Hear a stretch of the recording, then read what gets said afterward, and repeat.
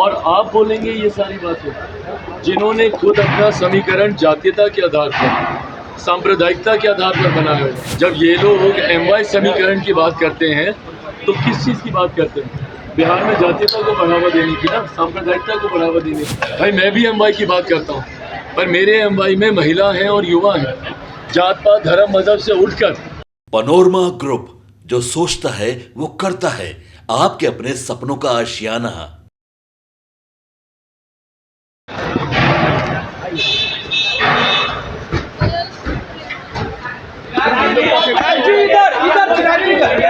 तेजस्वी यादव ने ट्वीट कर सवाल किया है और कहा है कि जब देश का प्रधानमंत्री हिंदू, मुख्यमंत्री सभी राज्यों का हिंदू, तो कैसे धर्म खतरे में है? भाई जो लोग इस तरीके की बातें उठाते हैं ना, ये इसको तुष्टीकरण की राजनीति बोलते हैं। क्या आपके पास आज उठाने के लिए, जब मेरे प्रधानमंत्री आ रहे हैं, क्या आपके पास कोई और बेहतर विषय नहीं है? आप खुद क्या कर रहे हैं इन बातों को उठाकर? और आप बोलेंगे ये सारी बातें जिन्होंने खुद अपना समीकरण जातीयता के आधार पर, सांप्रदायिकता के आधार पर बनाया हुआ। जब ये लोग MY समीकरण की बात करते हैं तो किस चीज़ की बात करते हैं? बिहार में जातीयता को बढ़ावा देने की ना, सांप्रदायिकता को बढ़ावा देने की। भाई मैं भी MY की बात करता हूँ, पर मेरे MY में महिला हैं और युवा हैं।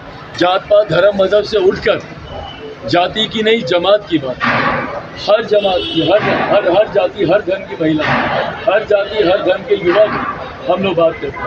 और ये लोग जब बात करते हैं, ये लोग सिर्फ तुष्टीकरण की राजनीति को साधने का, सिर्फ धर्म के आधार पर बिहार को बांटने का, और यही काम इन्होंने दशकों से किया है ना। जाति के आधार पर बांटा, धर्म के आधार पर बांटा, अब तो क्षेत्रवाद के आधार पर भी बांटते हैं कि भाई ये बिहारी है तो ये यहाँ का नहीं है, ये वहाँ का नहीं है।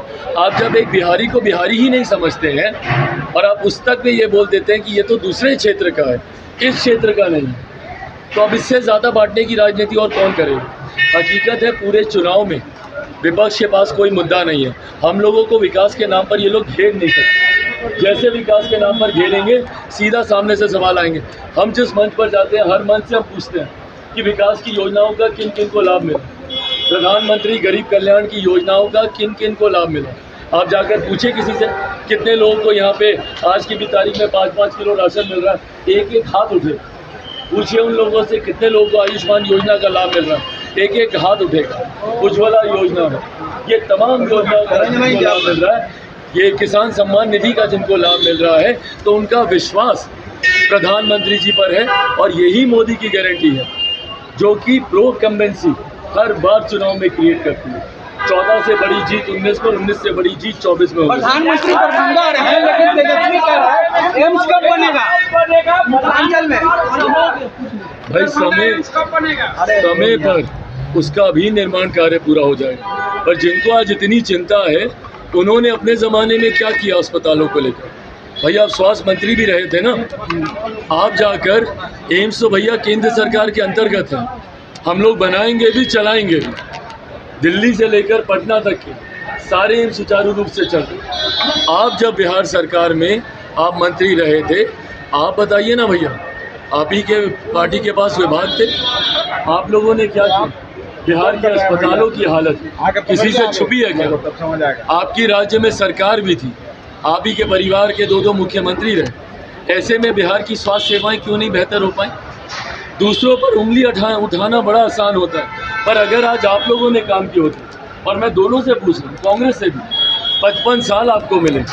अगर 55 साल केंद्र में आपने किया होता, 15 साल में अगर बिहार को आपने विकास की राह पर आगे लेकर गए होते, तो आज ये सवाल दूसरे से नहीं पूछने पड़ते। आज आप अपनी कामयाबियों के आधार पर आप चुनाव लड़ रहे हो। पनोरमा ग्रुप, जो सोचता है वो करता है।